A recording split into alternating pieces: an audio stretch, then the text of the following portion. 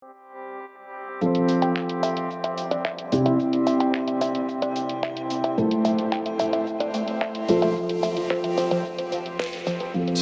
Friday, Tony Friday. You know what I remember? Yeah. Professor Jonathan Moyo. Talk to Shimanya. Professor Jonathan Moyo Okay, saying in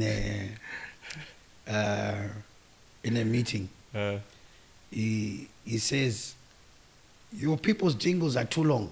And then we argued. And then we all argued. And then he says, I know you.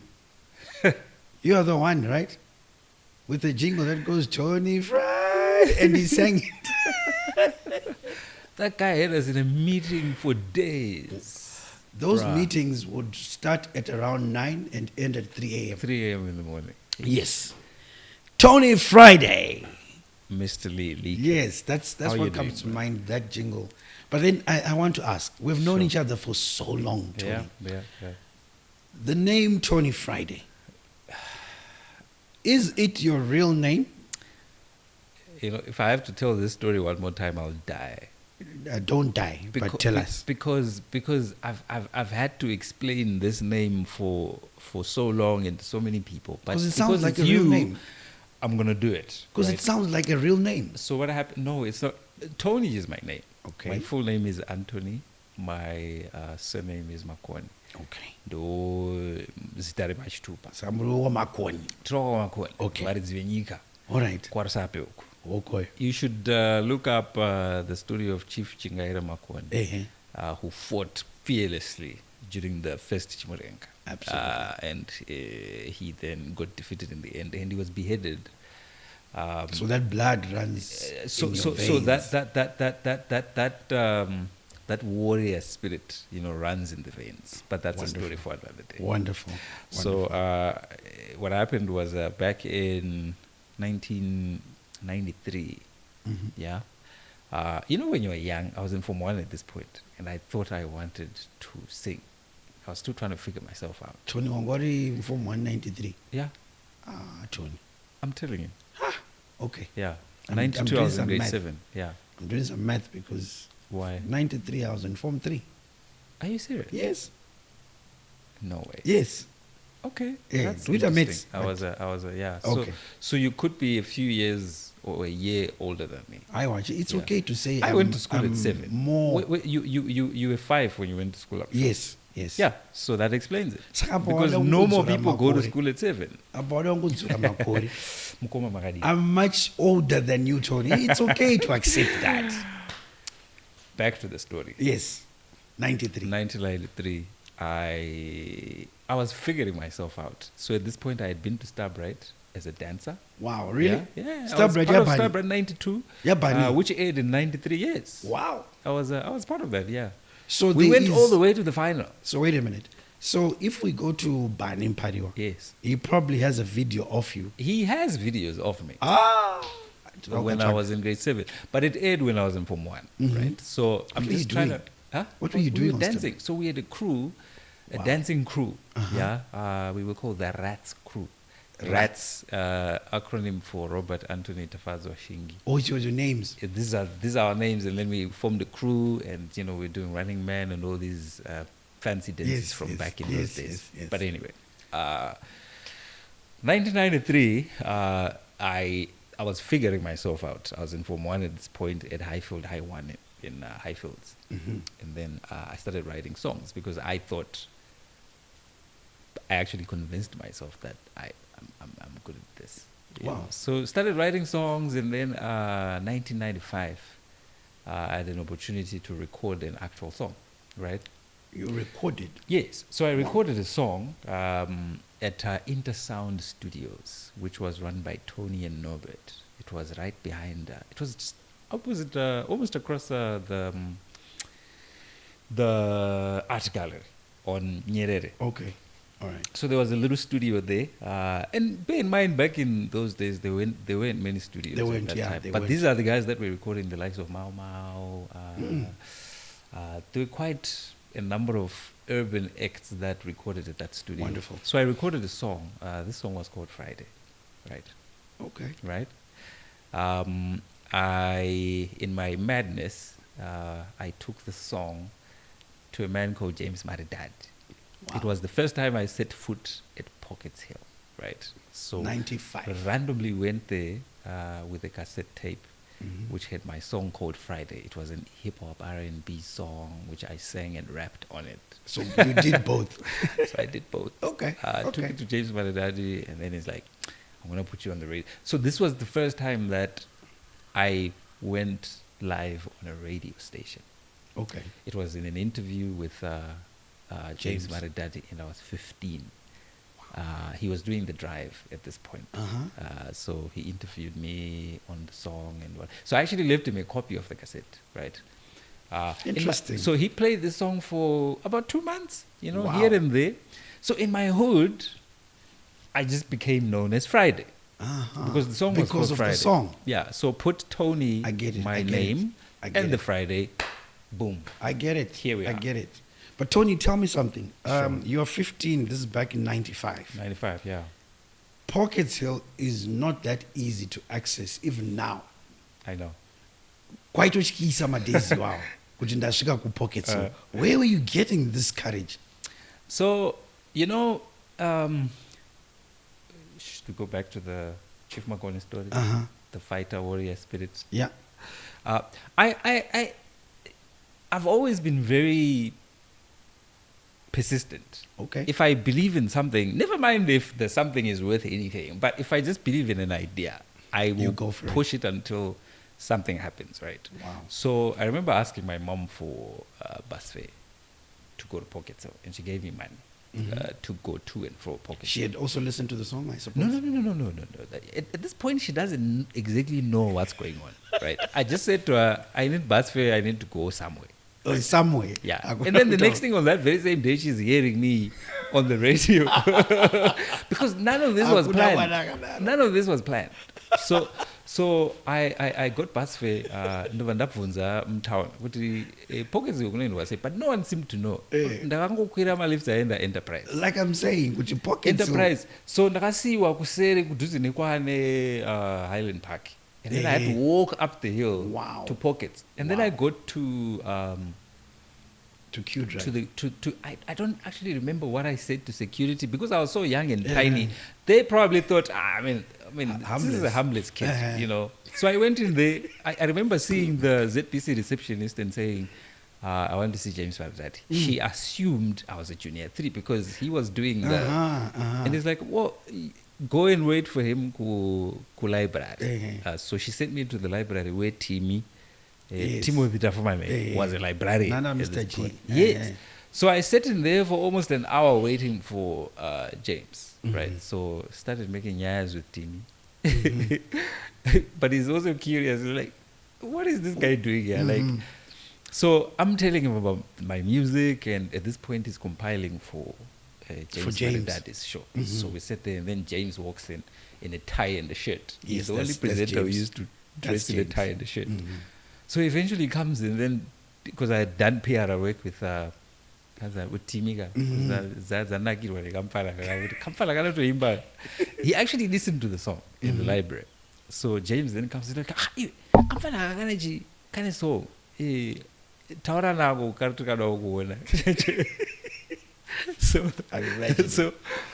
So James just listens to the cassette and is like, I like it. Radio now. Yes. Wow. So that very same day, around 3:15, I was live on national radio. Radio 3. That was my first time on air.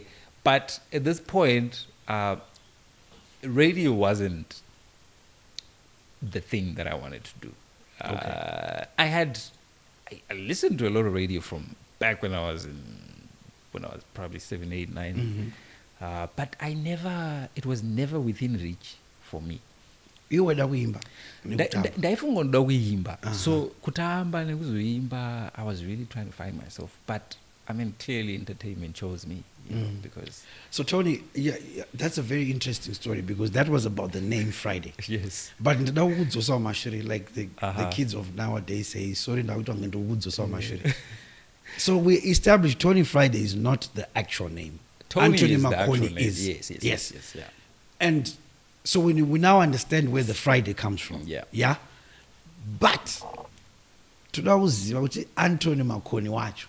You spoke about Rats Crew, the group. yes. Yeah. And you spoke about Highfields. Yeah. So where was Antony born? Where did he go to school? Primary school, high school? So born in Western Triangle. Actually, ndakazvarwa umusha. Okay. I was born in Mrewa,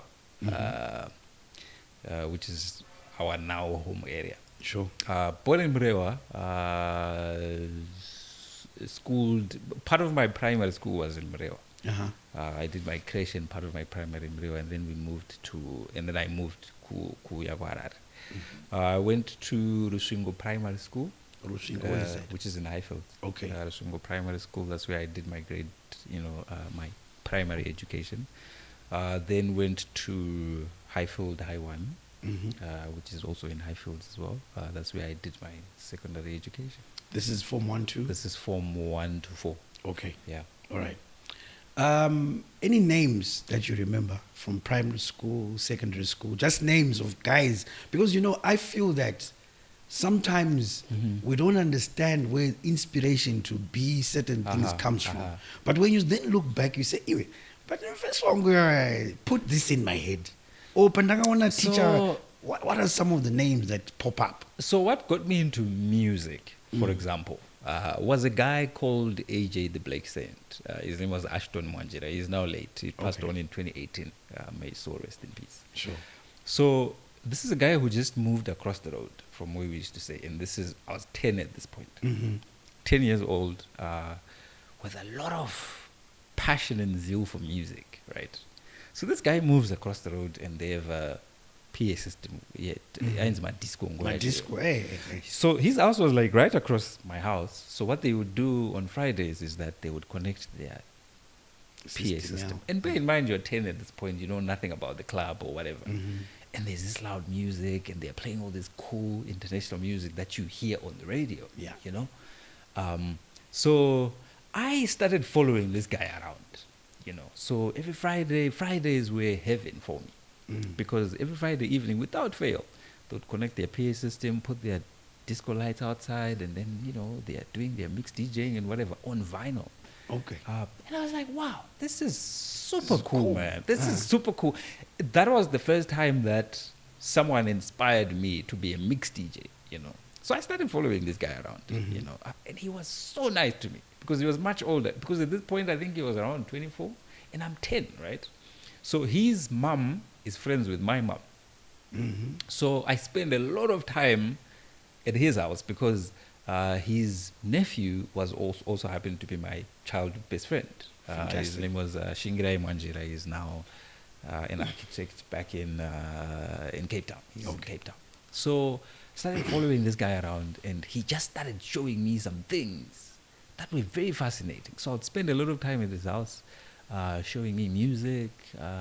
At some point, I knew whose album this was just by looking at the sleeve and the actual record, the vinyl sleeve, like Kasego Kipakati. Nikaona bata ke blue ne white isong yakati.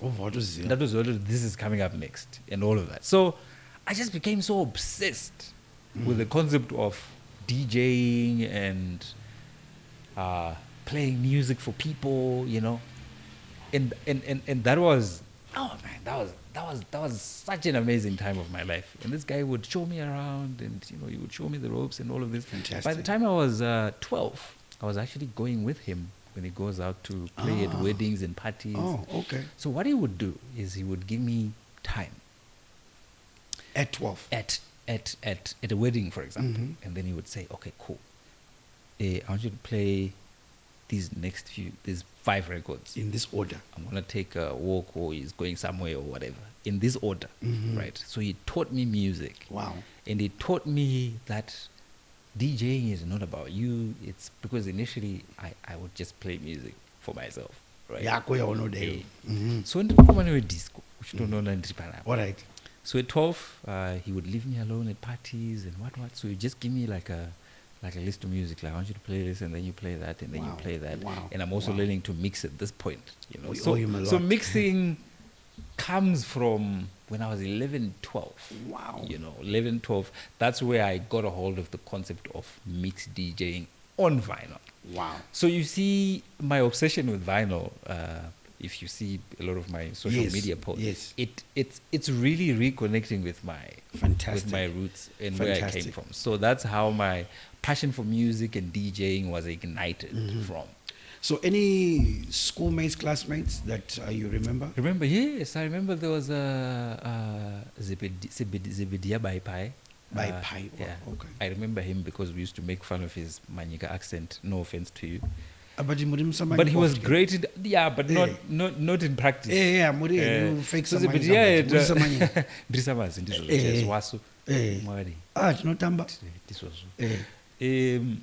we used to make fun of him because that's how So, and it was in primary school. That's great content, my guy. Of course, great content. So we used to laugh at this guy. That's how I remember him. There was a pretty girl called Brenda Magomo. Of course, you would remember. She was light. She used to. Oh, she was pretty. There was Florence Mulande. Okay. There was a primary. There was a Tendai Chabvuta. We were in the same class. Norman Manuere, extra large. We were in the same class, grade 1 to 7. You don't say? Yes. It was primary. We were in the same class. Wow. So amazing. Him and I became very, very good friends, I think in grade 3. Because we came from very poor families. And the Taifika Masandak. All right. Yes. All right. Taifika Masandak. I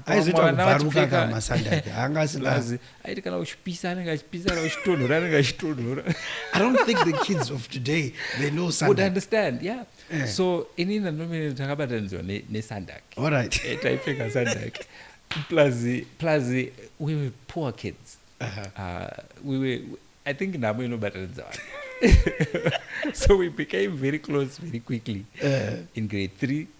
So we would hang together. Percussion band. You see? Yes.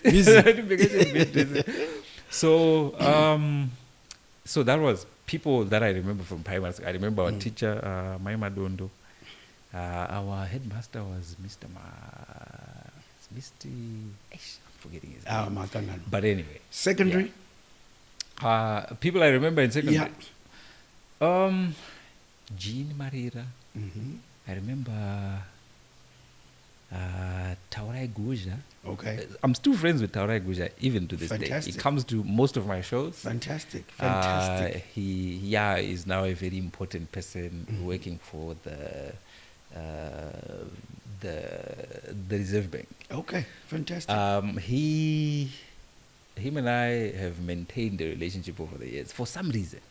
Through social media mostly. There was who else do I remember from? Actually, I would have to really think. Tony, the reason why we're doing this is because a lot of the times people, even up to now, feel that the people who are on TV or on radio are unreal. They kind of look at people in a different way. Because I may not a life they're not real. But here you are saying so I really wanted to go back there. But tell me, Tony, our worlds came together because of radio. What radio stations were you listening to back then? Iboma Days, Anna Black Saint. Radio 3.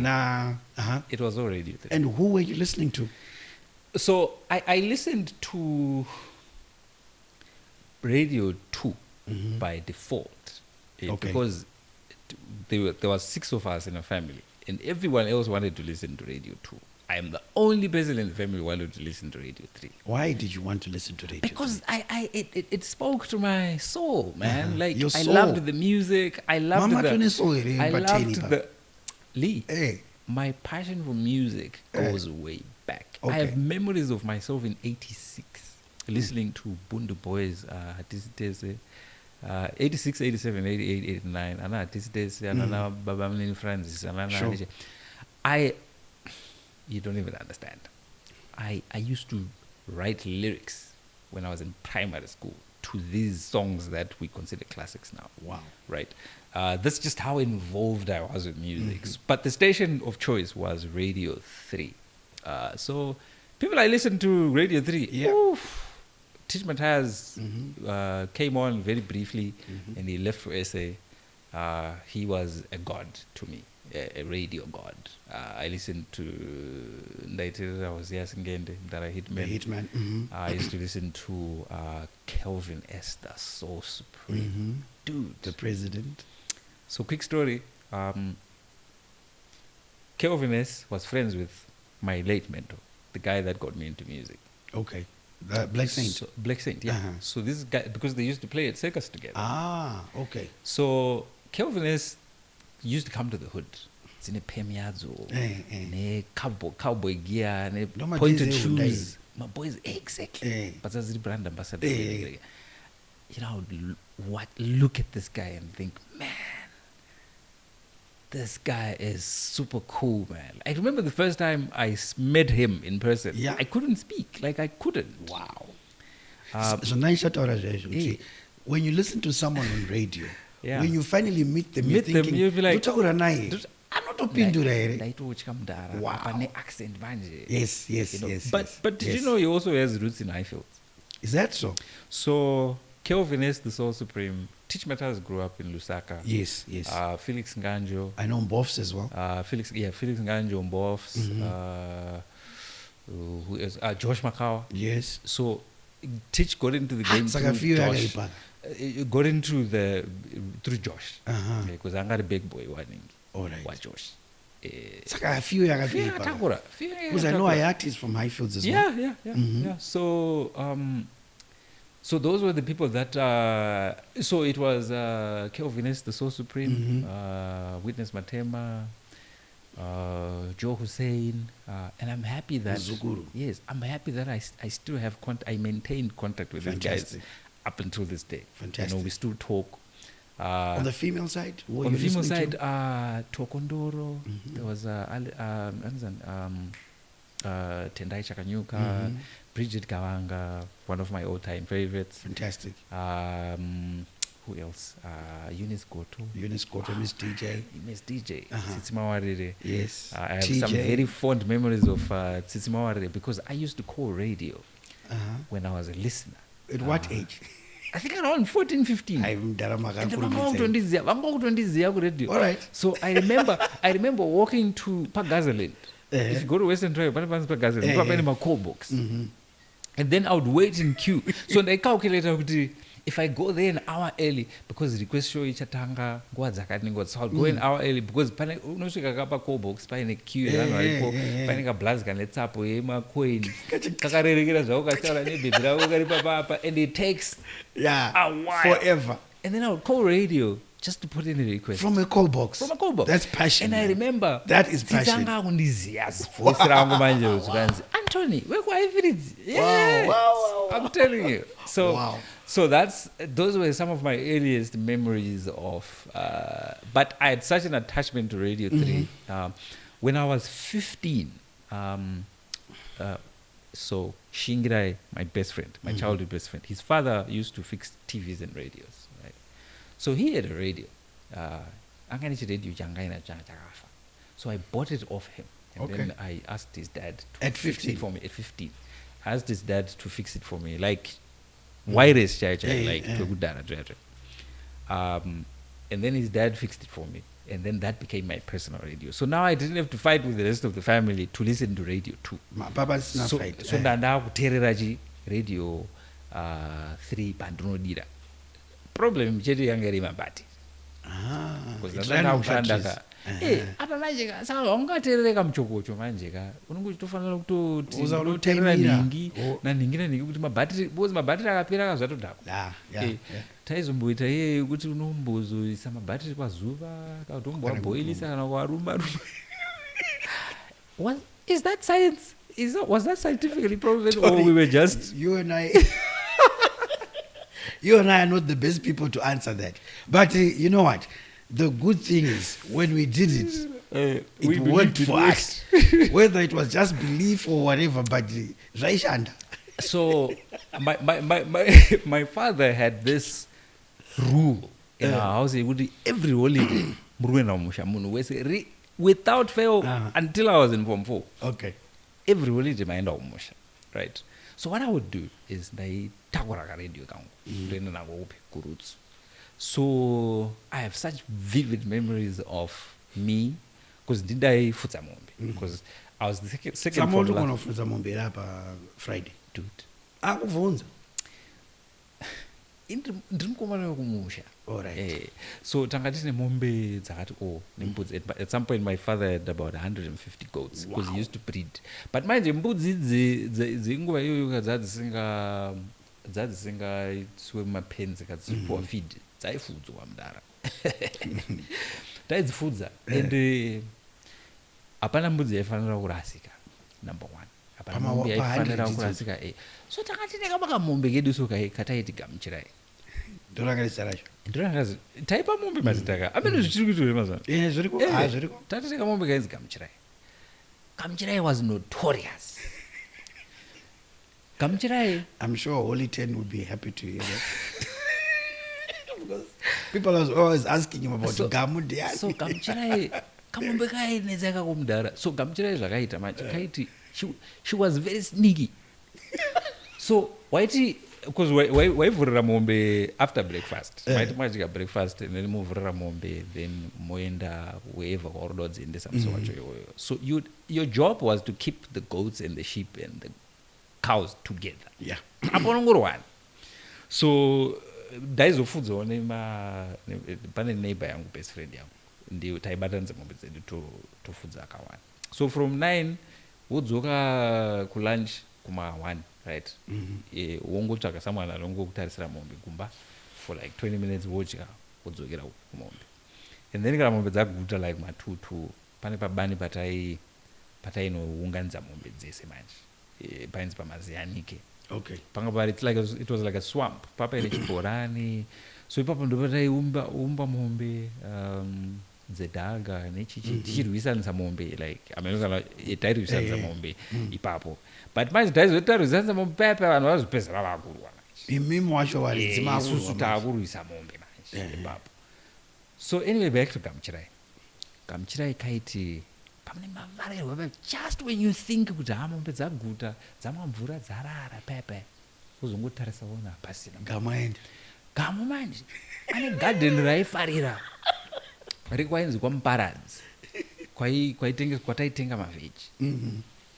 Gamu kumavheji kuya like mavheji reiputsunga chichichi moona kapaza kapinda imomo mukati yatomhosva karowa. So the way the mhosva would escalate kudzi one wajyisachi so waigona kurohwa nemurezi wegarden. After warohwa iwewe yoescalata high court kuna moms. Kuna moms kana wasvika kuya wodisciplinwa dzimwe nguva yaiescalata supreme court mudhara worohwa futi kunzwisa mombe hadzidyi mugarden because then you would have to appease for atone for your sins. So that's part of my upbringing. So back to karedio kangu kaike ndaikataura kumombe pane mabhatiri ainzi everred eblue, so angari black neblue. Panga paine angari zvimabhloko zvazvo angakati unosungirira kapositive negative unobayirira kumashure kweredio pozoita around fancy ones aidhura iwayo. So I would opt for the bigger ones. So I would save enough money to buy the bigger ones. I remember ndiri kumombe ndichiteerera radio 3 and I would hear the hitman because hitman was Asia. It was his voice, it was his accent, it was his selection of music as well, the music. So it was like a nice combo of, he was a super DJ for me. Absolutely. Right? Friday nights, Saturday nights, Kelvin S. And then I remember Chaga D as well. A little later. But those were the people that made radio like worthwhile for me. Like I absolutely enjoyed just so I would in my body it was such a bummer for me because like man, why don't you depression Hitsville mdara kumisa Hitsville I know what you're talking about. Kuti nasi izvi yaitwa ndikasainzwa. I know what you're talking about. Because bear in mind at this point, music was not as accessible as it is now. Absolutely. It was the only place you could listen to it. Outside you having a cassette or a vinyl, which was very rare for most people. And also to Shanda. Yeah. So your little radio was depended on. Saka battery kapera. So I have such fond memories of people that were on radio at that point. Sure. Is there anyone else from the Makoni family who had gone into radio broadcasting before you? Nope. Anyone at the moment who's also into... There was someone from my mom's side who, my mom's sister's son, who was my cousin brother. Yeah. Do you remember Kojo Mkuna? Kojo Mkuna. Tamuka na mamuka. Yes, I remember that. Remember that guy? Yeah. That's your cousin. Cousin brother, yeah. Oh, okay. So he was but he wasn't like a DJ. He was more into advertising and marketing and all of that. Voice artistry. Yeah, but I remember listening to Jazz and Man. I remember Admata Dedera. Yeah. Hugely inspired by that dude. Who then became my boss like later on in the years. So Tony, we also know that you studied media, journalism. Yeah. Tell me where and tell me a bit of that experience. So but let me just take you back a little bit. Sure. So my mother died when I was 16. I just finished my Form 4. Oh. She fell sick just as I was studying my exams, and then beginning of 97, that's when we lost her. Wow. So when I just finished my O-levels at this point in 96, right? And I wanted to do A-level, but I couldn't because my dad had said, I've gone as far as I can go. Okay. I'd actually been offered a place at Highfield I1 because my O-level results were quite good. So now the question was, how do I do this, right?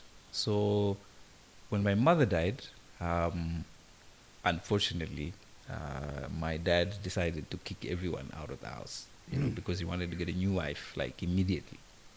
So me and my younger brother were shared amongst my mom's relatives. He went to live with my guru, and then I went to stay with a cousin sister. I then enrolled into night school. Okay. So I didn't do formal school for my A-level. I did. I was a gardener. I was employed as a gardener during the day. Wow. In Mount Pleasant, and then did a night school. This was your self-drive to say, I need to do A-level. I needed to do A-level. Okay.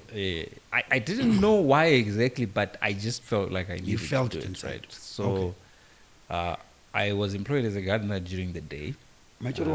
Along the chase, yeah. Yeah. So gardener during the day, night school in the evening doing my A-level. Wow. And I was the only kid in the class. So where were you doing your night school? At the UZ. Okay. They were offering adult learning classes for people. But then I was a kid. And where were you staying? I was staying with one of my cousin sisters. Where? In Mount Pleasant. Okay, so it was Mount Pleasant, staying and also working and then school. And school. Okay. So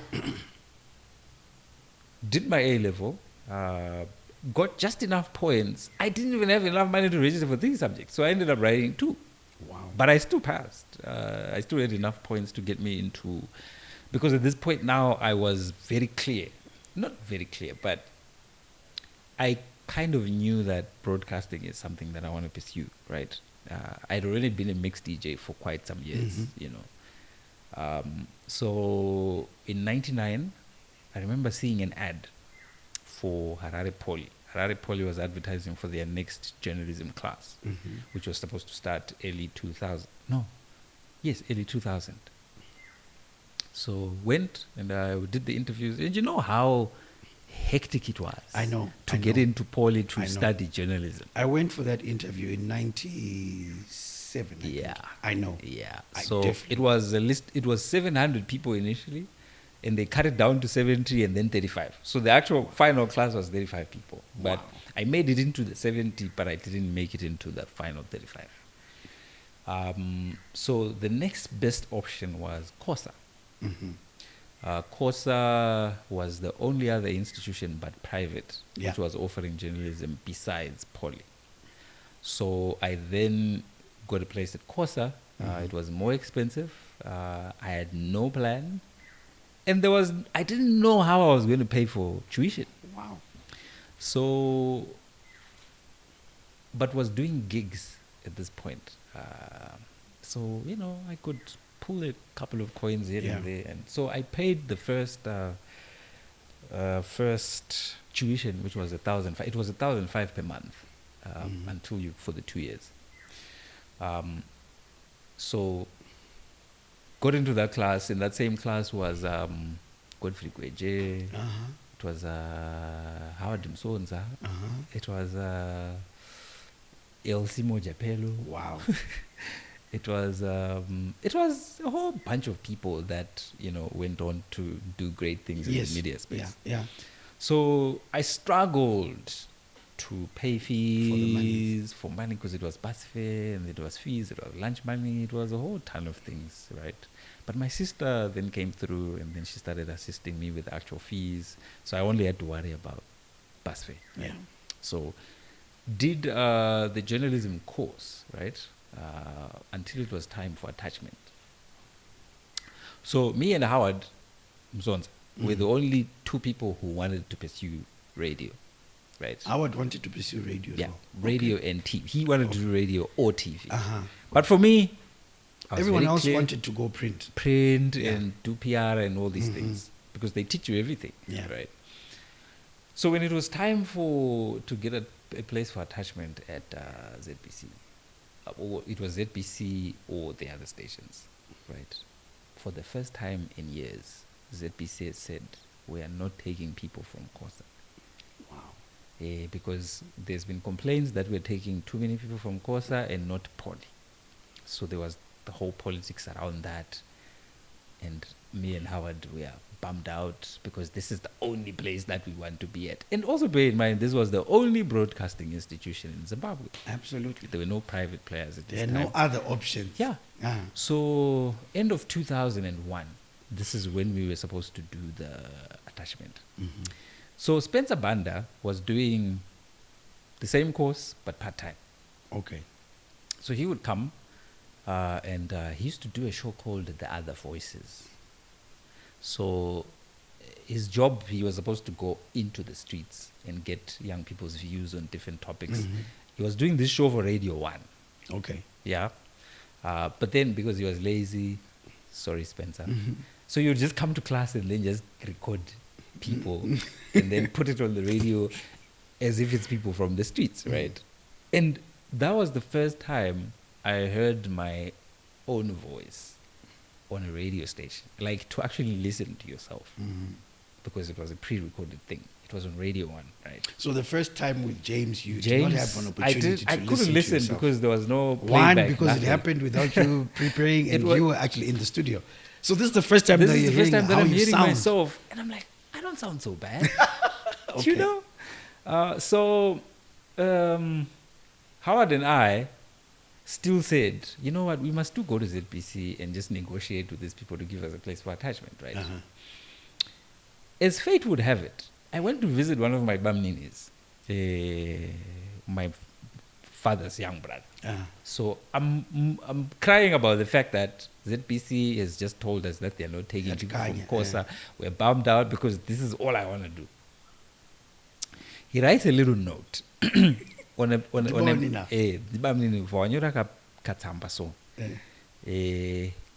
math paper ke maths All right. Right, because he was the head of Sportnet at this point at ZBC. Right. So me and Howard took this note. Did you read it? No, I didn't. Okay. It was stapled. Okay. So it was stapled, so we didn't read it. So me and Howard then ended up at Ntadela's office, right? And Madzoka futhi pa pockets. Tadzoka pa ZBC ka. Because tuna nzvimbo attachment ka. Hakuna kumwe kokuenda. So we are sitting in the PA's office. We're waiting for Chi. So first of all, yes, it's Benedict. Exactly. So she's annoyed that these kids are in my office. They're saying they want to see Taderera. For what? You know? So he's a little bit late. Then he walks into the PA's office and, you know, he's equally annoyed because he doesn't know any of these kids, right? So he looks at us and he says, you know, how can I help? All I know is just to hand him the note. So he reads this note, right? And he says, Sekuru. And I'm like, wait, what's going on here? You know? And I'm like, oh, so yeah. And he's like, no. So he says to Bernadette, please call Mr. Ndoro. He was in HR. And he was like, please tell him to attach these two guys. Wow. Department Kwang. Wow. Dude, it was happy days. Wow. It was one of the greatest days of my life. That was a powerful Mets paper. Dude. And then I read it later, and then because my Bamlin was a teacher, so he had just written, you know, I hereby introduce you to Antony Makoni, who is looking for a place for attachment, whatever. But that was a powerful note. It changed our lives. So now, ndopuzita sekuru kuzita sekuru but zvekumusha zviya so it then turned out kuti kumusha kwana boss admirer because he comes from Rewa so we are related but zvekumusha tine ukama hwekumusha like zvokuti avanoti anana sekuru nechijiji yeah so that's how that worked out. All right. So we are then placed on attachment tapinda kuSportnet but inini manje go yangu kutaura chokwadi. Award, you owe us a lot. This one has sekuru ana tons. So tiriku Sportnet manje. That part is done. Right? Tatanga attachment by end of this is this is like mid 2001. So we're supposed to do attachment for 6 months, right? But I hate TV. Like I don't like TV, but at least it's something like it's a foot in. Didn't these guys start teaching us about cameras and TV? I'm a floor manager, I'm doing this. Wow. Kutaita ma-OBA bora. Sportnet would do ma-OBA bora.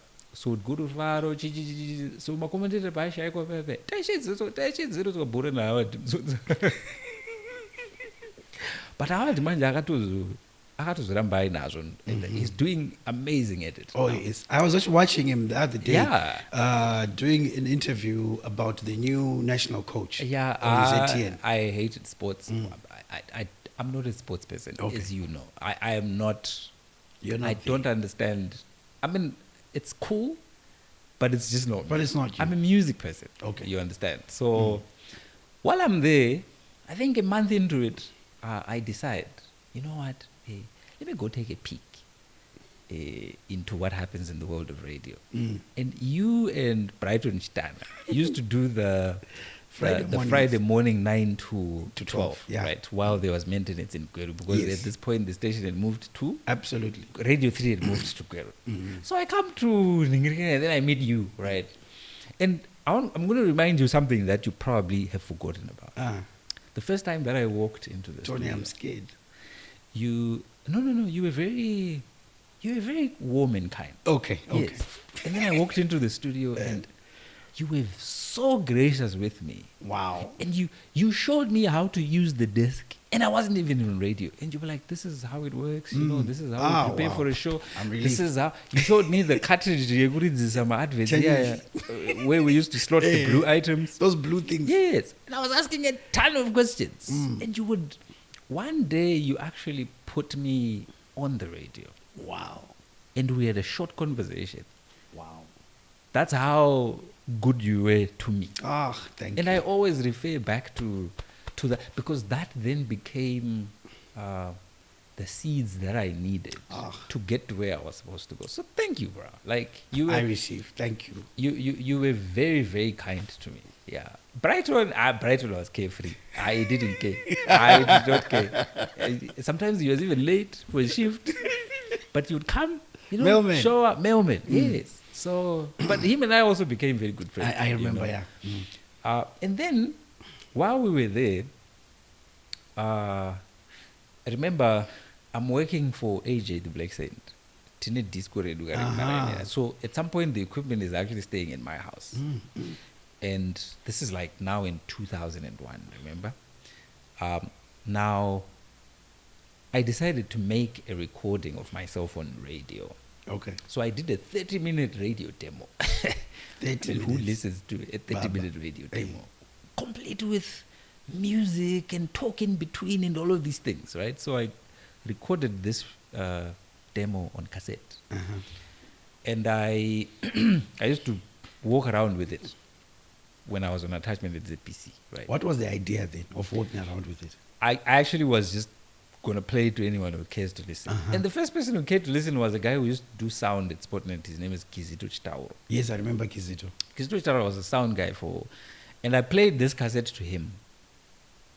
I bothered him for a couple of days until one day he just sat down and was like, okay, cool, fine, let's listen. Right? And then he's like, you're funny. Panika something up, you know. And that's all I needed really. That validation and confirmation that I could actually I do this, you know. At this point, my passion is on fire. Like, I'm willing to do anything at this point. Great. To get into radio, right? So Kizito played the same cassette to Walter Mfanochia. Walter, yes, I who remember. was at Boss Radio Walter. 1 yes. at this point, which is now Classic 263. And he used to do some news as well. So Walter Mfanochia plays this cassette to Witness Matema, who who is based in Gweru, but comes to Harare here and there to get like programs and what, advertising, blah, blah, blah, because he's one of the executive producers in Gweru. Yeah. Witness listens to this cassette and is like, ha, Mfane, panika something up. So he then plays this cassette to Mansolja, who is now the station manager in Gweru, yes. Mr. Right. Government man. Yes. So Mansolja then comes to Harare. And I hear through the grapevine that this guy is around. So, but I don't tease our craft. And I went and I met this guy. And he's like, so you want to try radio? And I'm like, yeah. And he's like, okay, we have an audition in Gweru. I think it was a few weeks after I met him. So I want you to come and audition in Gweru. I was like, great. Okay, there is a shot, right? The problem is that Namare Bazi we know Gweru, right? So, because at basic marketing, there's this lady who is Maya Ali. Yes. Remember Maya Ali? Yes, yes. So I went to Maya Ali. I said, Maya Ali, I need Maria. And she's late now, God rest her soul. Yeah. Oh, man, she's wonderful. Man. I said, Maya Ali and Namare Bazi. But I don't Gweru audition. Wow, you said that? I said that. Wow. Maya Ali gives me $1,500, which was the Zim equivalent, the local currency equivalent at the time. So I hop into a bus. I'd never been to Gweru in my whole entire life. This is the first time I'm setting foot in this city. Gweru. Riding on passion. Riding on passion. I get there. I'm thinking, we're going to do like an audition in a studio or whatever. Meanwhile, it's just a little recorder and a microphone, right? So I see Innocent Manasseh, right? And he's smoking, right? So he takes the cassette, he plonks it into the recorder, and he presses record, and he gives it the mic, and he goes out. And he goes out. And I'm like, okay, so what am I supposed to do now? Wait, Tony. You know what I'm picturing? Yes. Here's Tony who's done a 30-minute audition tape. Yeah. And when you're doing it, probably you're using your vinyls, yes. switching from this vinyl. CDs, yes. Hey, Michidai. So you are going to a radio station for auditions, and you're thinking it's even going to be bigger. And you're... And I'm not over my name of vinyl. He gives me a microphone. Huh? I'm not over my name. I know. I asked that because when I first did my 15 minutes, I went with bags, and I'd been told that you need to do 15 minutes. Anyway, today is not about me. So Manasseh gives me this cassette recorder, and Fazango Batista says, do your demo, speak. And it goes out. And he's smoking. So I record what was supposed to be a link, right? Yeah. And then when I was done, I was like, okay, so that's it. I'm like, okay, yeah, I guess so. So when I was done, I then told him like, listen, I was like, yeah, just leave it by the desk. Thanks, we'll call you. And I've come from Harare. So I then, and yeah, that was it. And you hit And back. the next thing, I'm hiking, I'm coming back to Harare. What was going through your mind, though? You know, a lot of anxiety, a lot of not knowing. I remember my TV audition, and you know, when it's done easier than you think it should be, you leave there with no confidence, at all. Yeah. So when I did the audition TV, a lot of people were being told to go the other side because either you go this side or the other side. A lot of people were going the other side where we'd been told, don't hang around here. Yeah, they were a bit like that. We don't want you to hang. So and I'm thinking, and then there was a guy Angari Mandaka Gara, but there were people monitoring from through a glass. So the guy had cans with a microphone. And so Ndia was utaura, and he says, Zanzi, kokutamba tamba pache. And what had happened is I was so nervous. I was reading the and then I said, and then they said, leave your number and go through that way. And I'm thinking, no, but this way they want to. So I went, and then the guy, I think Willis Chimbadzwa, Namstam Jakachi, they said, we'll call you. And I'm like, I remember Mr. Mjaka. Like, So I'm thinking what was going through your mind, Harare. And then you're told, we'll call you. I'm now on my way back to Harare. I'm thinking, okay, so they're going to call me, sure. And I didn't even have a cell phone by this time. That was a number landline. Yeah, not young because landline yeba nekas. Wow. So I come back to Harare. I'm on attachment. There's a lot of anxiety. I'm scared. I don't know what's gonna happen. And it's becoming harder and harder to work at this sports department because this is not what I want to do, right? So I wait for a call doesn't come through. I'm calling. You started calling? I started calling them. Once Maitino was the receptionist for Radio 3. Ellen. Yeah, Ellen. You were persistent. I was persistent with that woman. I mean, not to find out. I hear you. Why are you not calling me? Like, why are you not calling me? You know, like, what? So, meanwhile, this place is not as organized as I'm imagining that it's organized. It's the way it's being done is so random that it's a game of chance, you know? So I'm becoming impatient. I'm thinking, man, I need to do something. I just feel like I need to do something. And I did. I think it was the boldest and stupidest things to do at that point. Wow. I left attachment at ZPC. Before the 6 months was up? Before the 6 months was up. And you were headed? To Gweru. So what I did was I secured accommodation for 2 weeks. Just 2 weeks. Because I was confident that in 2 weeks... What did you do? So remember AJ the Black Saint, my mentor, right? He is an ex-girlfriend who is now married, who is now living in Gweru, right? So he calls her up and he says, listen, so Tony is coming to Gweru for like 2 weeks. Just 2 weeks yet. And she's like, no, it's cool. Guy is in Gawe. They used to stay in, they stayed in Gweru. So I had secure accommodation guaranteed for 2 weeks. So something had to happen within these 2 weeks. And every single day, while I was in Gweru, I would wake up, go to the station. Where did you know bus? Station, no go garaba reception papa. Let's go garaba reception papa.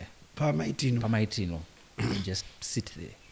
So Maitino is now connecting. iPhone and yo. But we became very good friends because I think she empathized with my story, you know. So she was like, there was a guy called Fatso. Do you remember Fatso? The driver, yes. The driver, yes. Fatso kept me going because he was like, no, dude, like, you can do this.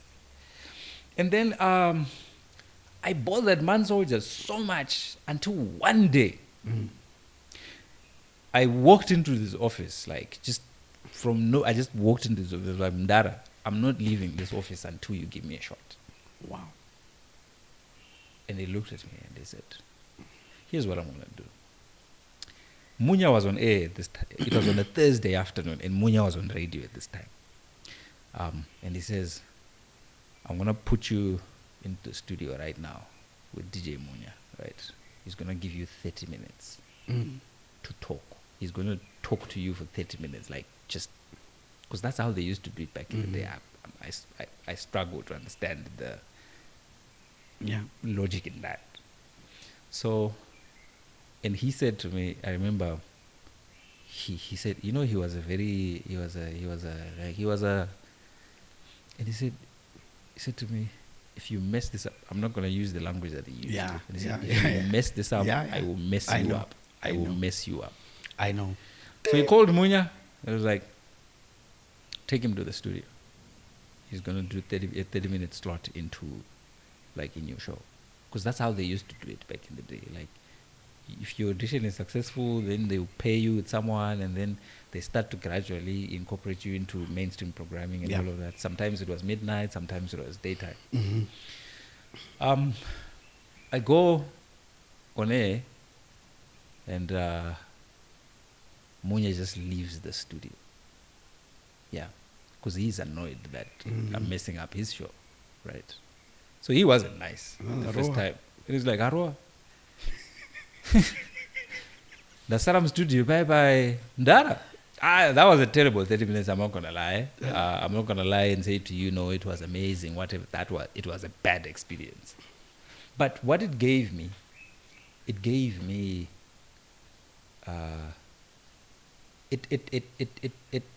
it awoke something in me, like that wasn't there before. Now I had a point to prove. Fortunately, these 30 minutes and writers, Mansolja did not listen to them because he had left the office. Okay. So not many people were listening to this, but it was really bad. So I then go back to Mansolja's office and I say to him, so did you listen to my... And he's like, no, I missed it. Like, what happened? And I'm like, thank God, because that was like really bad. And then he says, so now you will have to talk to, I'll have to talk to Witness Matema, and then he will find you somewhere to slot you in or whatever, right? A few days after that, Munya wants to travel to Mutare for a gig. But it doesn't have a he's got a show on the Saturday, 12 to 3, but it doesn't have anyone to cover for him. As used to happen back in those days when the station moved to Guru, a lot of people used to travel back to Harare on the weekends. I remember, right? So Munya is fighting with Mansolja in the reception area. And I'm sitting there where I'm supposed to be positioned every day. The fight is about? The fight is about you can't go to a gig and you don't have someone to stand in for your show, okay, right? Okay. And I'm sitting there and I'm watching this thing play out, right? Munya is desperate because he's supposed to leave that Friday afternoon to Mutare. And he's like, why don't we give that show to Tony? Follow. You know, when Chuma was standing beside Munya, he laughed his lung out. He was like, did you listen to his 30 minutes? Did you hear his 30 minutes? No, there is no way that is going to happen. So Munya and Mansolja are having this back and forth, no, but I need to go. They're like, no. And then Mansolja just turns to me and he says, Fana yo, Mangwana, 12, Nduru show. Wow. I froze. I was like, wait, what? Like, what just happened here? Dismisses everybody. This is on a Friday late afternoon. The show is at 12 the next day. Thankfully, thanks to you, I already knew how to use the desk. And because I had been a DJ for so many years, I had a ton of music. I used to lend music to a lot of the senior DJs. Wow.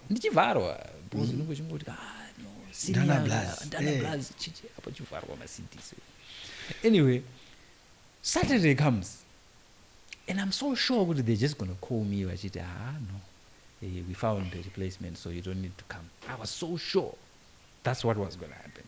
But Saturday comes, bro, and I'm like, no one is called.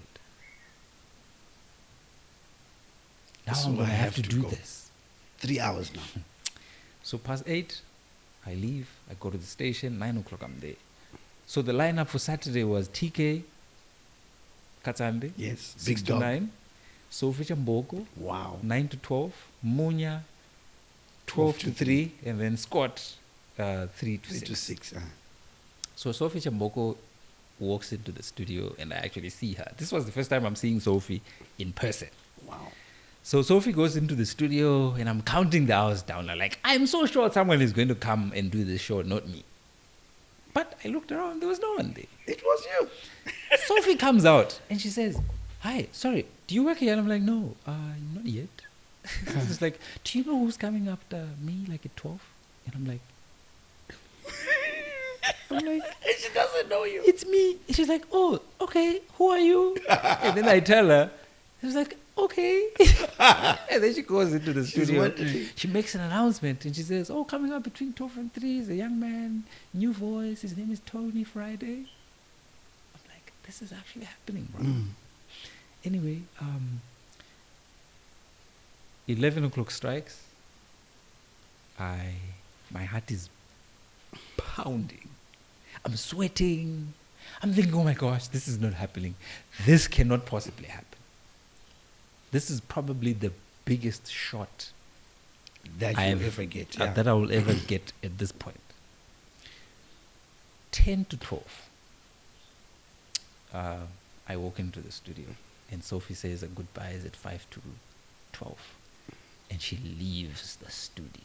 Like, leaves the studio. And it's just me. And once again, you're by yourself.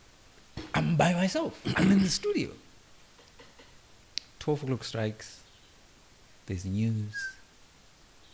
And my music was like that. Was if I must say so myself, my music was in set. order. I had planned everything to the T. This is what I'm going to play. This is what I'm going to say.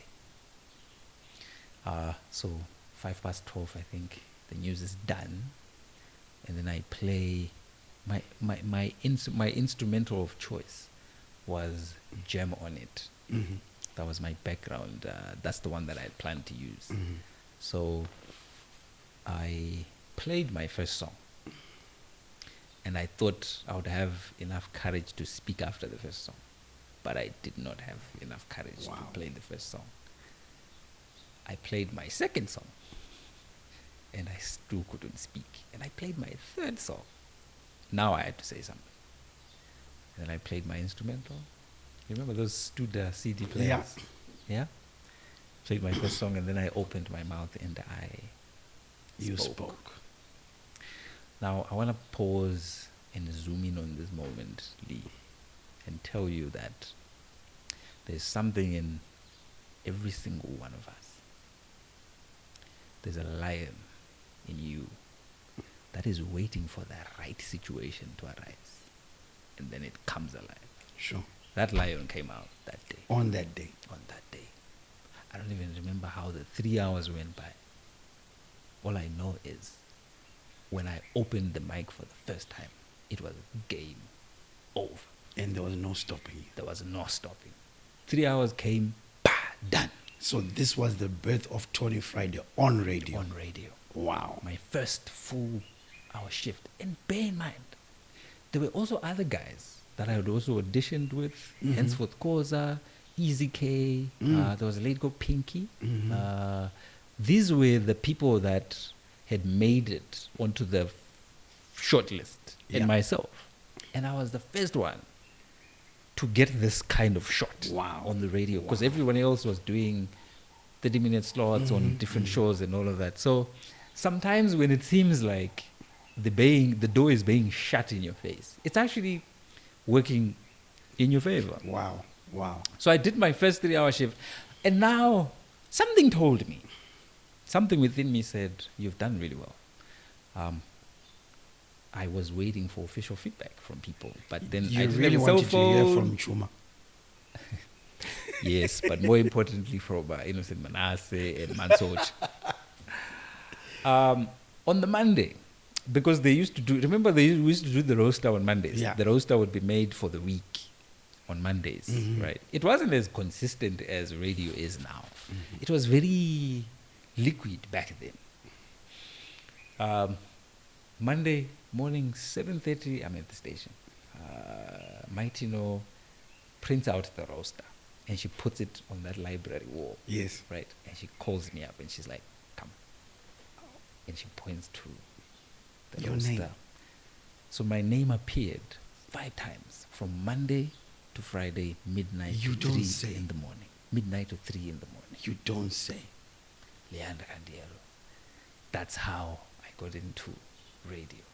You now have 5 shifts from 5 the one shot. From one show. You have I have convinced them. Everyone I convinced. So you didn't need to 5 hear what they had to say. The The roaster. The roaster has testimony. my name, A. Makoni, Wow. 12 to 3, Monday to Friday. Wow.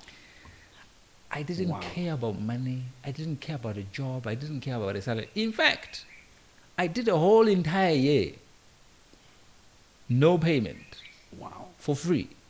And I had more shifts than permanent presenters Wow. for a year. It was exactly a year when I was offered a contract. And I was the first one to sign a contract when the opportunity arose. Wow. Wow. This is now in Gweru, started a whole life in Gweru. Met my ex-wife in Gweru. Kim was born in Gweru. Gweru became life for me. Tony, take me through, because it was important to hear how you got onto radio. Yeah. But this was Power FM now. Yeah. 3FM, Power FM. Which became Power FM. Yes. From Power FM, we know you made great strides. Yeah. Take me through that journey. You had made your name, Tony Friday. Oh, yeah. Tony Friday and henceforth, and I need to say this, they are rocking urban grooves. They are bringing these new tracks. They've got this sound that they are, they're encouraging, and it's working. And I have to salute you and hence for that. Thank you. But 1 year, I'm not sure which year it was, Yeah. we then start hearing rumors. Yeah. Tony, take me through what happened from Power FM. So my departure from Power FM was about 4 years into it. I'd been at Radio 3, which then became Power FM. Then 2006, things were getting really bad. It just wasn't making sense for me to stick around anymore. And I started praying. I remember praying this prayer, and I said, Lord, open a door for me to be on radio in Namibia, because I was in love with Namibia. I had met Roy of Roy and Royce, who was already working in Namibia, and he was telling me all these wonderful things about Namibia. And I was like, I want to go to Namibia. So after that conversation, he sort of sparked a curiosity about Namibia. So I'm praying that, at this point I'm married, I have a child who's just under a year. But things are not really, so I started praying that prayer. Within 2 weeks, I get a call. So I'm sharing the drive time Nascot. So it's me and him, we alternate. We're doing the drive. Then I get a call from a guy who says, please call the hitman. He wants to speak to you about something, right? So I didn't even have a cell phone at this point. So I call the hitman. The hitman says, please call this guy. He's in Zim right now. He wants to have a word with you. So I called a guy called Felix Sapao, who is from Malawi. He's working for a station, the first privately owned private station, radio station in Malawi called Power 101. So Felix is in Zim for some other business. He's been listening to radio and has been scouting. And then he says to me, do you want to go to Malawi? And we're looking for a drive time job. So I said, sure, So he's like, can you put together a demo? And I remember asking Solo. Remember Solo? I remember asking Solo, I need to put together a short demo. And he helped me put together the demo, which was about 5 minutes long. Emailed it to Felix. The day that they received the demo, they said, come for an interview in Malawi, right? A few days after that, I remember going to Dara Tads at my taller. And I told him, Nar, this is what's going on. There's this opportunity. I want to take it up. But, I respect your wisdom.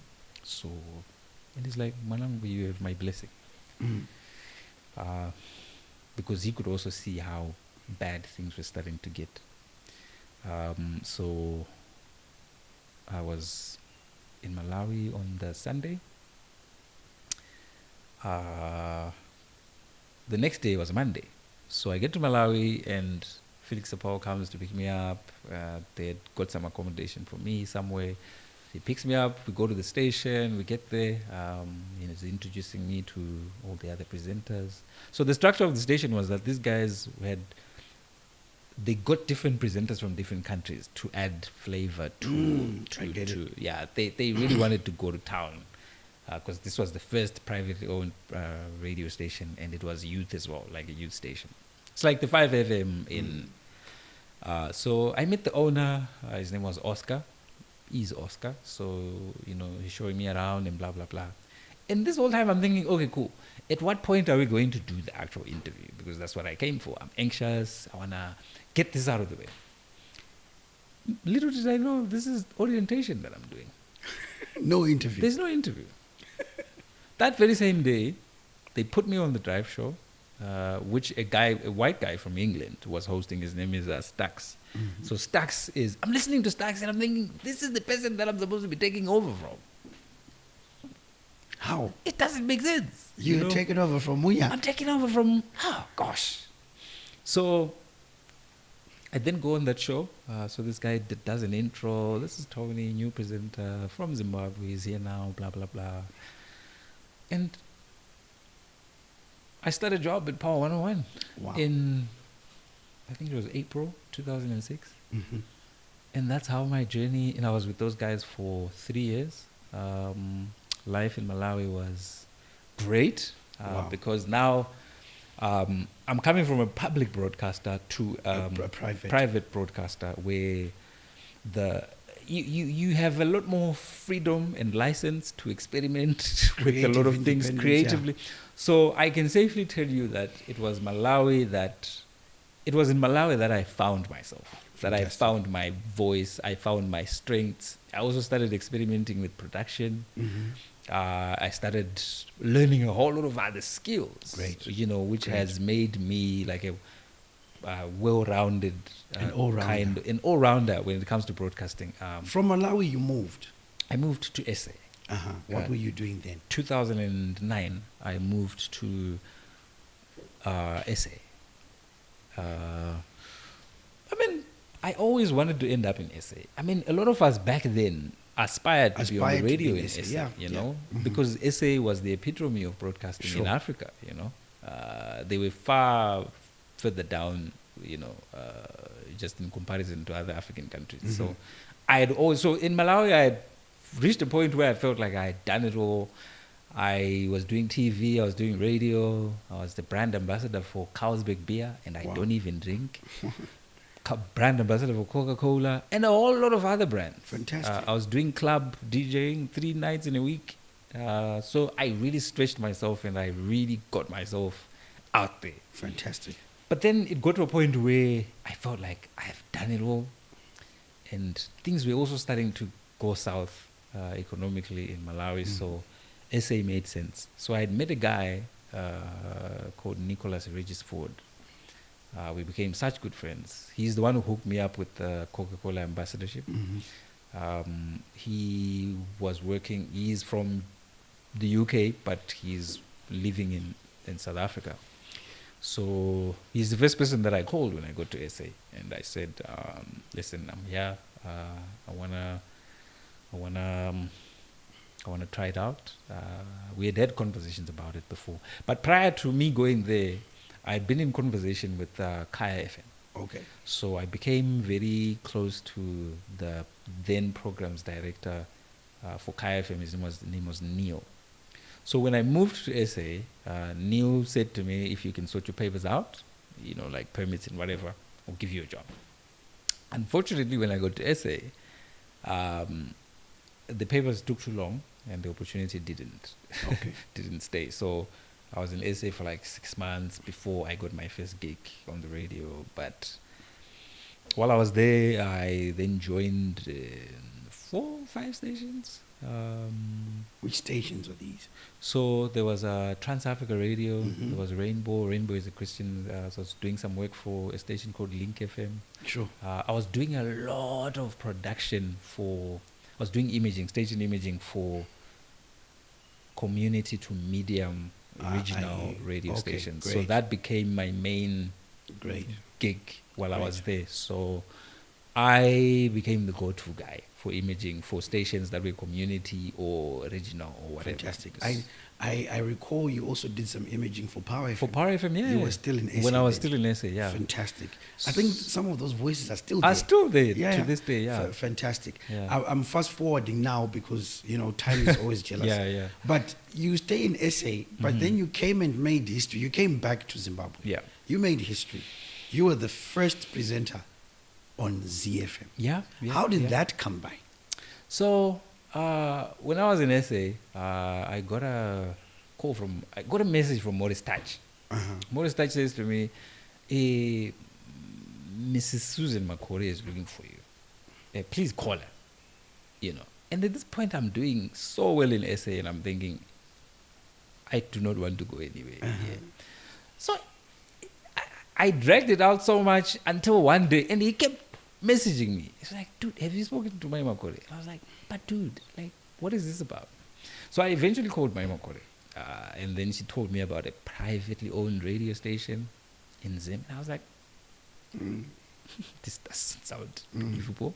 But long and short, I eventually met up with Honorable Mandwanzila and Hitman and a guy called Jeff, because they were part of the ZFM project. Yeah. They came to SA, I met up with them in Sandton, I think. And then that's when I started tolerating the idea of moving back home. So they then gave me the final offer, and then I moved there. So it was me, Delali Makalima, Kimbo Rogers, the Hitman, Tondelai Katande. We were like the core team for ZFM. This new station. For this new station. So we put our brains together, and we were designing the I was responsible for programming. Me and Koma Hitman. We were doing programming for ZFM and music. I was doing music and training, like just training new talent and all of that. And then 15th of August, 2012, 12 midday. Look, I don't know how they arrived at me being the first voice on the radio. All I know is I was called into Honorable Mandwan's office, and he's like, dude, you are going to be the first voice on the station. Wow. So I did my first show on ZFM, the first one on ZFM, with cameras flashing, with news people filming and taking pictures. And How did that feel? Oh my gosh, I was a nervous wreck, bro. Like I was so nervous that I was sweating, and I'm sure I was visibly sweating. But we listened, and there was one main reason why we listened. Yeah, we sat around the radio. And I say we because I'm speaking about Star FM. Yeah. Star FM had you just were with come Star on. FM, yeah. Yes, Star FM had you just had gone on about air 2 months before. 2 months before us, yeah. So we know that there's ZFM. It's coming on. Yeah. And we've heard a lot about ZFM. And we're thinking, but instead what is this going to sound like? So we sat around. So we listened to that. I didn't know that. We listened. We did. This is the whole family. I don't think I want to hear what you're going to say. I don't think I want to hear what you're going to say. Munya, what was the feedback? When you listened? Well, the feedback was, it's game on, guys. Yeah. Because I remember we had come on, and I'll say this for lack of a better expression. Yeah. We had really done a good one on ZBC, our previous station. Yeah. Well, it's work. We had to do it. We had to sound better than ZBC. Yeah. Otherwise, there was no point. True. So I feel that, and it was evident, we had really done a good one on our main competition was Power FM. Yeah. So now we understand that the novelty of a new station ever since ZBC is wearing off. There's new guys 2 months just after. Yeah. So we had to listen. Yeah. And when we listened, we were thinking, wow. the sound, and even up to now, ZFM has the best sound. Yeah. The sound is The different. sound is different. And they started off with Tony. Yeah. That's powerful. Yeah. And so, we looked at each other and said, but Kanamuri Pabas, you tell yourselves, I know, we can take this on. Yeah. Yeah, so I think it's a healthy competition. It was a healthy and competition. And I think the rivalry, or rather competition between Star and Z, has really put the radio game so high in the country. Well. Yeah. I believe so as well. It has done great for the industry. I believe so as well. I believe so as well. So even the regional stations that are coming up now, you can tell that they are striving for a certain standard that we kind of set. So but Tony, I want to come back to you because this is really about you. As you took me through, there are so many firsts that you have achieved. From as early as 12. You are achieving recording Friday. You're walking to Pockets Hill. I don't take that for granted because my first journey to Pockets Hill, I was much older and I was scared. You then, from nowhere, James is saying, let's go on the radio, You then, you come into studio, I'm there and I'm happy you said I was a good host. There's a letter from Sekuru or Baunini and you're being taken on. These are so many firsts. And this does not happen to everybody. Then there's you getting onto Munya's show. Then there's the 5 shifts. Then there's Malawi. Then there's South Africa. Then there's ZFM. What do you attribute that to? And I mean, what's your comment on that? Because that's not an ordinary life, Tony. Lee? That's above average, man. I don't know if you're going to take my answer, but I do not know. I'm not special. I'm not. I'm listening. I'm really not special. There's nothing special about Tony, right? But when I look back at all those things that you point out to, all I see is God ordaining certain things to happen. You understand? He had to, just this morning. It's funny we're having this conversation. Just this morning, I was looking back, and I looked at all of the things that people would say I achieved, right? And I look back at all of it, and the only thing that I see running through all of those events is God. And I know it's such a cliche response to what you probably want to hear, but the truth is, it wasn't me. It was not. I think God meant for me to get to a certain place for His purposes, and because of that, it was His responsibility to make certain things happen, which then happened in the way that they did. Because it doesn't make sense how things played out in my life. I'm not supposed to be sitting here, but I am for some reason, because he sees my life worthy of His purposes. Can I tell you what I think as we try and conclude this? Sure. You came out and you said that I'll probably not be able to take your explanation. Fun enough, I do.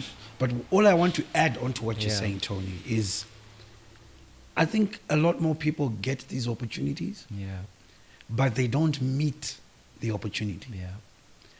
I'm looking at you, Tony, recording at a very tender age. Some people have it in them. They never discovered because they never took that step to do it. Yeah. You then went to Pockets Hill. I'm still on the Pockets Hill thing because you were young, Tony. I was 15. Today, if you tell someone to say enda ku Pockets Hill, cannot enda ku Star FM, they will say kunodi. So all I'm thinking, Tony, is you are special to God. But you also then took up the opportunity and you went and met what He was designing for you, which is what a lot of people don't do. They doubt themselves. They don't take the first step. So I'm celebrating you today, Tony. Thank you. I'm celebrating your career. I'm celebrating your achievements. I'm celebrating the fact that you are here. We'll sit another day and talk about the new direction that you've taken in terms of mental wellness. I listen to your show on Sundays. And you always throw in the issue of mental wellness. Health, I salute you on that one as well, because that's needed. Thank you. But I really wanted to capture your story. Yeah. Because it will inspire someone. Yeah. I want to let you go now, but I would like you to say something to anybody who's listening, prospective presenters, existing presenters, or anyone who's trying to achieve something in their lives. Yeah. I'm going to give you a minute to do that. Okay. And I know you can. Talk to someone. Your life is not yours. Your life has an owner, right? Every single human being on the planet, no one gets to say, this is my life. Your life is not yours. Your life is meant to be of service to other people, right? So whatever your gifts, your talents, your skills, whatever, right? It's not meant for you. It's meant to serve other human beings, right? So the only thing that you can say is, Mari, thank you for giving me whatever it is that is within me, because it didn't come from you, right? So I don't buy into the whole celebrity concept, because what it does is it puts people on pedestals, and they actually start to believe that they are special people, right? And they want to be treated different, and they deserve certain privileges and all of that. But all we are to each other, Lee, is we are of service to each other. Wow. You said, if you want to see how powerful other people's service is, like, let all the supermarkets shut down for a month or even a week, right? You start to struggle, because you can't function without another human being. I hear you. So the same way that I do what I do in service to other human beings, mine is to entertain and to educate and maybe to inspire even. Right? And to save lives. And to save lives, right? That's not of me. It's not something that comes from me. It's something that God is doing through me. So all I'm a glove. Think of yourself as a glove. A glove is useless without the hand, right? So it's only when the hand goes into the glove that it becomes useful. But can you imagine a glove bragging about the fact that I cook, I clean, I do this, and I do that? Because that's what we do, right? I hear you, Tony. So we are all of service to each other. Of service. I'm privileged and honored to be of service in the way that I do to humanity. Tony Friday, Antony Makoni, thank you so much for being here on Radio Files, Radio Diaries. We have to capture these stories, these journeys to inspire somebody. Thank you. And I can only wish you all the best in all your endeavors. Thanks for coming through. Thank you so much for having me, man. Fantastic. Right.